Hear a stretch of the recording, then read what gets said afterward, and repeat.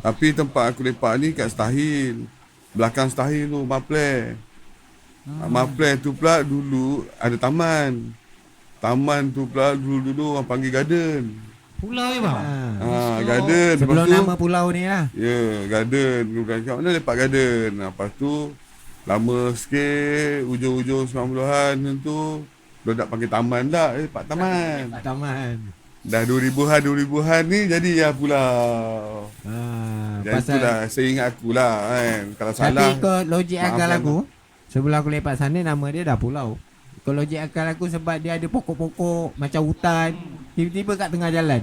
Di tengah-tengah. Kan? dulu kan, dia tak macam tu tau. Dulu dia ada macam nak cakap lah.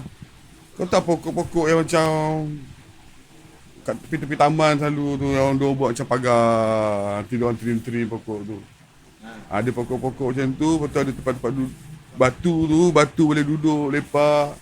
Maknanya macam kau nampak hutan-hutan kan. Kau tengok sana ada satu grup tengah lepak. Tengok sana ada satu grup tengah lepak.